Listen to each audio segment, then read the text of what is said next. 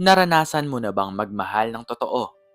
Ibigay ang lahat, ngunit itapon ka lang na parang basahan dahil lamang sa tingin nila ay wala kang maipagmamalaki sa mundong ito? Paano kung ang simpleng taong pinili mong saktan ay may hawak pala ng susi ng iyong buong kinabukasan? Pero bago natin simulan ang istorya, mga kahuanatels, ay baka po pwedeng makalambing sa inyo ng isang like and subscribe para palagi po kayong updated sa mga bago ko pa pong mga istorya. Si Andrew ay isang binatang tago ang tunay na estado sa buhay. Tagapagmana siya ng isa sa pinakamalaking konstruksyon at real estate empire sa bansa, ang Santiago Holdings. Subalit sa kabila ng ginto at pilak na naghihintay sa kanyang pangalan, pinili ni Andrew na mamuhay ng payak. Nagsuot siya ng kupas na t-shirt, lumang maong at abot-kayang tsinelas. Nais niyang maranasan ang mundong walang halong peke. Isang mundong makakakita siya ng babaeng iibigin ang kanyang pagkatao, hindi ang kanyang pitaka at ang kanyang kayamanan.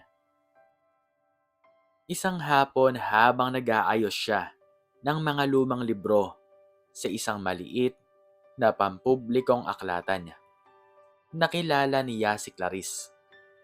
Si Clarice ay isang dalagang nagtatrabaho bilang kahera sa isang kalapit na mall.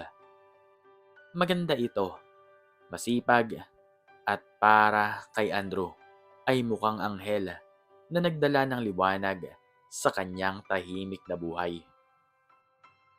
Pasensya na, ikaw ba ang nag-abot nitong libro? Tanong ni Clarice habang nakangiti. Hawak ang isang nobela tungkol sa pag-ibig. Oo.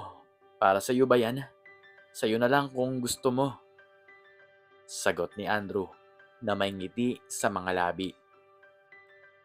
Seryoso ka? Salamat ah. Ang bait mo naman. Kahit na, alam mo na, simple lang ang itsura mo. Biro ni Clarice na may halong lambing. Dito nagsimula ang kanilang pag-iibigan. Umakyat ng ligaw si Andrew. At sa tuwing magkasama sila, masaya si Clarice. Kumakain sila sa tabi ng kalsada, sumasakay sa jeepney at naglalakad sa mga parke. Ang akala ni Andrew, si Clarice na ang babaeng itinakda para sa kanya. Ngunit sa paglipas ng mga buwan, nagsimulang magbago ang ihip ng hangin. Napansin ni Andrew ang panlalamig ni Clarice. Madalas na itong abala sa telepono at madalas ding kanselahin ang kanilang mga date dahil umano sa kanyang trabaho. Andrew, pwede ba tayong mag-usap? Seryosong wika ni Clarice habang nakaupo sila sa isang fast food chain. Matamlay itong nakatingin sa kanyang inuming sagot gulaman. Bakit Clarice? May problema ba sa trabaho mo? Nandito lang ako para sa'yo. Pag-aalala ni Andrew, sabay hawak sa kamay ng dalaga. Binawi agad ni Clarice ang kanyang kamay at umiwas ng tingin. Pagod na ako, Andrew. Pagod na ako sa ganitong klase ng buhay. 1 taon na tayo. Pero nasaan na ba tayo? Pareho pa rin tayong walang nararating. Araw-araw, ganito na lang. Jeepney, murang pagkain, at maliit na kwarto mo. Nanikip ang dibdib ni Andrew. Clarice, nag-iipon naman ako. At ang mahalaga ay masaya tayo kapag magkasama. Hindi naman tayo naghihirap ng tuluyan, di ba? Ang saya, hindi nakakain, Andrew. Kailangan ko ng seguridad. Kailangan ko ng lalaking may kinabukasan. Bulyaw ni Clarice na bahagyang umagaw ng pansin sa mga taong nasa paligid. Hindi na nagsalita si Andrew. Hinayaan niyang maglabas ng sama ng loob ang babaeng minahal niya ng buong puso. Sa kanyang isipan, sinusubukan pa rin niyang intindihin ang takot nito sa kahirapan. Ngunit ang hindi niya alam, ang panlalamig na ito ay may mukha na pala. Isang mukhang may suot na mamahaling relos at nagmamaneho ng imported na sasakyan. Isang linggo pagkatapos ng kanilang pag-uusap na iyon, nakatanggap si Andrew ng mensahe mula kay Clarice na nagsasabing kailangan na nilang tuluyang maghiwalay dahil may nakilala na itong iba. Masakit, ngunit pinili ni Andrew na tahimik na tanggapin ito. Gusto niyang malaman kung hanggang saan dadalhin ni Clarice ang kanyang ambisyon. Nagpasya si Andrew na bisitahin ang isang malaking proyektong itinatayo ng kanilang kumpanya. Isa itong napakalaking gusali sa gitna ng syudad. Habang naglalakad siya sa construction site, suot ang kanyang hard hat at lumang uniforme ng manggagawa. Isang paraan upang masubaybayan ang mga tauhan nang walang nakakakilala sa kanya. Nakita niya si Clarice. Kasama ni Clarice ang isang lalaking nakasuot ng makintab na suit. Ito ay si Engineer Victor, ang project manager na itinalaga ng Santiago Holdings para pamunuan ang gusaling iyon. Halatang halata ang pagkaalipin ni Clarice sa kayamanan ng inhinyero. Nakaakbay si Victor kay Clarice habang nagtatawanan sila malapit sa entrance ng gusali. Lumapit si Andrew, hindi para manggulo, kundi para lamang makita kung gaano kabilis ipagpalit ng isang tao ang taong nagmahal sa kanya ng tapat, kapalit ang makintab na materyal na bagay. Clarice, tawag ni Andrew nang marating niya ang pwesto ng dalawa. Napalingon si Clarice at agad na sumama ang mukha nito nang makita niya si Andrew. Si Engineer Victor naman ay tumingin kay Andrew mula ulo hanggang paa na may kasamang paghamak. Andrew, anong ginagawa mo rito? Sinusundan mo ba ako? Galit na tanong ni Clarice, nahihiya sa presensya ng kanyang bagong kasintahan. Napadaan lang ako. Nagtatrabaho kasi ako rito. Mahinahong sagot ni Andrew habang nakatingin sa suot nitong damit na may bahid pa ng alikabok. Nag-aabala ka pa talagang magpakita rito para mamalimos ng atensyon ko. Huwag mo akong ipahiya sa harap ng kasintahan ko. May pandidiri sa boses ni Clarice. Tumawa ng malakas si Engineer Victor at hinapit palalo ang baywang ni Clarice. Kaya pala ganito ka makalapit sa aking Clarice dahil ito pala ang dating muka ng malas sa buhay mo. Isang hamak na manggagawa lang pala ang pinagkakaabalahan mo noon. Pasensya ka na, Han. Nabulag lang ako noon. Akala ko kasi ay may mararating siya sa buhay. Kaya lang, tingnan mo naman. Hanggang dyan na lang talaga siya. Isang taong walang narating at walang kwenta. Pagmamalaki ni Clarice habang nakatingin kay Andrew na parang isang mababang nilalang. Hindi sumagot si Andrew. Nanatili siyang kalmado. Tinitigan niya si Clarice ng may lalim sa mga mata.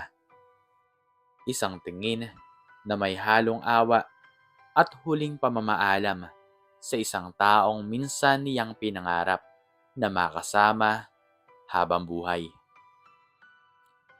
Clarice, sigurado ka ba talagang wala na akong kwenta? Tanong ni Andrew. Mahinahon, ngunit may diin. Wala ka naman talagang kwenta, Andrew. Gumising ka nga sa katotohanan. Mahirap ka.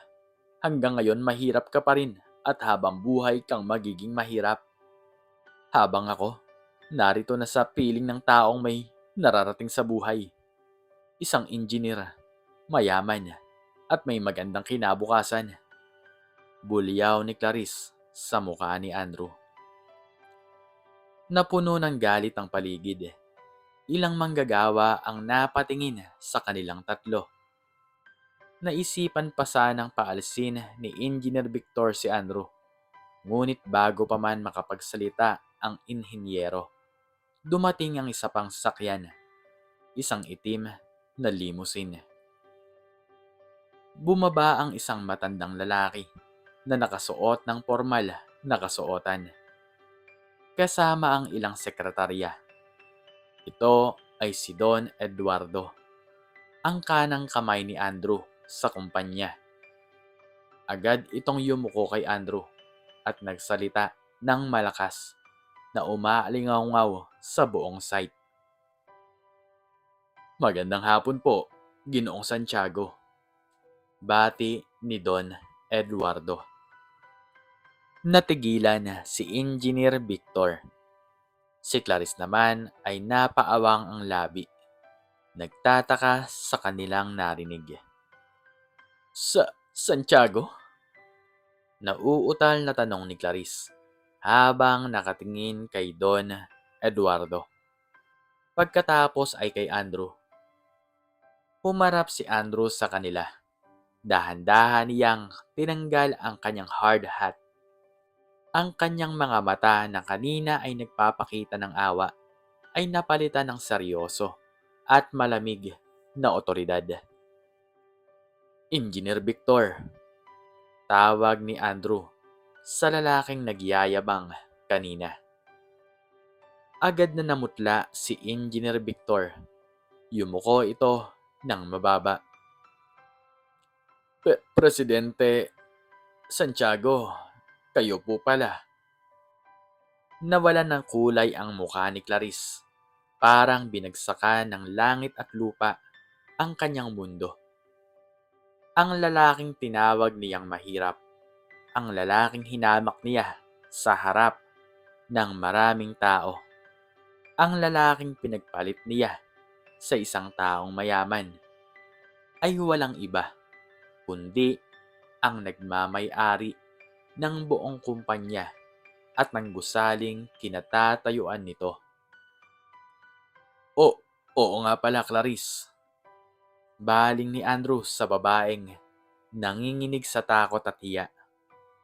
Sabi mo nga, mahirap ako pero nagkakamali ka. Hindi ako mahirap. Pinili ko lang maging simple para makita kung sino ang tunay na magmamahal sa akin nang walang hinihintay na kapalit na pera o kahit na anong yaman. Hindi. Hindi totoo to. Nanginginig na bulong ni Clarice habang lumalapit sana kay Andrew upang hawakan ang kamay nito. Andrew, nagbibiro ka lang, di ba? Mahal kita. Alam mo yun. Umatras si Andrew at sinalubong ang nanginginig na tingin nito. Mahal mo ako?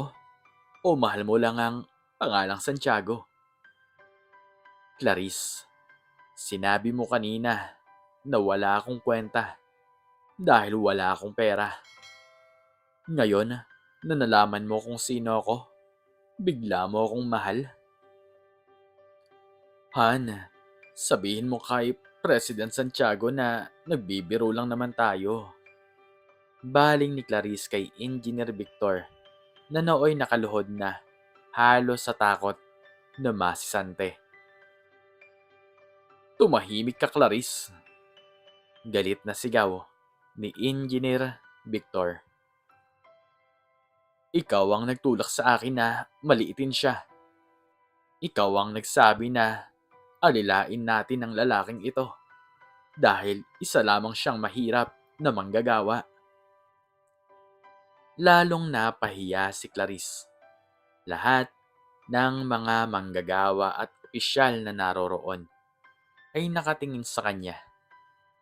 Ang mga matang kanina ay puno ng yabang ay napalitan ng luha at matinding pagsisi at ng isang matinding kahihiyan. Wala siyang masabi.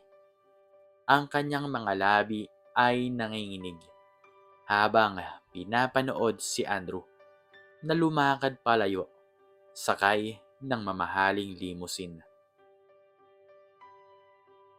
Lumipas ang mga buwang nagdala ng malalim na leksyon kay Andrew. Hindi na niya muling nakita pa si Clarice. Ngunit nabalitaan niyang nawalan ng trabaho si Engineer Victor at tuluyang iniwan ng mga kaibigan nito sa industriya dahil sa ginawa nitong kabastusan sa tagapagmana ng kumpanya. Si Clarice naman ay bumalik sa kanyang lumang trabaho. Ngunit sa pagkakataong ito, dala-dala na nito ang pasan-pasang kahihiyan at pagsisisi na kailanman ay hindi na mabubura pa. Isang hapon habang nagkakape si Andrew sa isang kapihan sa tabi ng parke. Gusto pa rin niya ang payak na kapaligiran paminsan-minsan. Nakilala niya si Elena. Si Elena ay isang voluntaryo sa isang bahay ampunan. Simple lang din ang damit nito. May dalang mga lumang laruan para sa mga bata. Nang matapon ang kape ni Elena sa mesa, agad na lumapit si Andrew upang tulungan itong maglinis. Nako, pasensya na po. Hindi kasi ako nakakakilos ng maayos eh. Nahihiyang wika ni Elena habang pinupunasan ng mesa. Ayos lang yon, wala namang nasaktan hindi ba? Ngiti ni Andrew. Sa kanilang maikling pag-uusap, nalaman ni Andrew na si Elena ay nagtatrabaho ng marangal, tumutulong sa mga mahihirap, at higit sa lahat, hindi kailanman nagtanong tungkol sa estado ng kanyang buhay o kung anong klaseng relo ang suot niya. Nakita ni Andrew sa mga mata ni Elena ang parehong simpleng pusong hinahanap niya noon pa man. Isang pusong tapat at busilak. Isang araw habang namamasyal sina Andrew at Elena sa parke kung saan madalas magpunta ang binata, noong panahong nagpapanggap pa siyang mahirap, hindi sinasadyang nagtagpo ang kanilang mga landas ni Clarice. Payat na si Clarice, wala na ang dating alindog na ipinagmamalaki nito. Habang naglalakad, bit-bit ang isang supot ng pinamili. Napahinto ito nang makita si Andrew. Hindi na suot ang lumang damit noon, kundi isang formal na sapatos at damit na nagpapakita ng tunay nitong karangyaan. At sa tabi nito ay si Elena, masayang nakangiti habang hawak ang kamay ni Andrew. Napatigil si Clarice. Tumigil ang mundo sa kanyang paningin. Nakita niya ang lalaking tinanggihan at hinamak niya noon. Ngayon ay masayang masaya. May hawak na tunay na nagmamahal sa kanya. at may buhay na hindi niya kailanman maaabot. Nais sana ni Clarice na lumapit, ngunit pinigilan siya ng kanyang mga paa. Ang tanging nagawa niya ay ang lumuha habang pinapanood silang lumayo. Sa bawat hakbang ni Andrew at Elena, nadarama ni Clarice ang bigat ng kanyang maling desisyon. Ang ambisyon na nagtulak sa kanyang maging sakim ay naging sumpa na sumira sa kanyang kinabukasan. Naranasan mo na bang magmahal ng totoo? Ibigay ang lahat, ngunit itapon ka lang na parang basahan dahil lamang sa tingin nila ay wala kang may pagmamalaki sa mundong ito. Si Andrew ay natuto. Natuklasan niya ang tunay na pag-ibig ay hindi nasusukat sa kapal ng pitaka o sa kintab ng sasakyan. Ito ay nasusukat sa katapatan ng puso na nananatili kahit sa panahon ng kahirapan at simpleng pamumuhay. Sa huli, ang sino mang naghahanap ng kayamanan kaysa sa dangal ng isang tapat na puso ay tiyak na hahantong sa matinding pagsisi. Sapagkat ang tunay na kayamanan sa mundo ay hindi ang mga bagay na nahahawakan, kundi ang pagmamahal ng isang taong hinding-hindi ka iiwan, anuman ang mangyari sa iyong buhay. Huwag na huwag mong mamaliitin o hahamakin ang isang tao batay lamang sa kanyang panlabas na anyo o sa estado ng kanyang buhay. Ang tunay na halaga ng isang tao ay nakasalubong sa kanyang pagkatao at busilak na puso, hindi sa kanyang kayamanan. Ang kasakiman at materyalismo ay laging nagtatapos sa kahiyan at pagsisi, habang ang katapatan at kabutihan ay ginagantimpalaan ng tunay at wagas na kaligayahan. Ikaw, ano po ang natutunan nyo sa istoryang ito? Baka po pwedeng makicomment sa baba kung ano man po ang inyong natutunan. At hanggang dito na lamang po nagtatapos ang aking storya. At sana po ay nagustuhan nyo to. Please like, share, and subscribe. And click the notification bell para po palagi kayong updated sa mga bago ko pang istorya. Muli ay maraming salamat po. At God bless us all.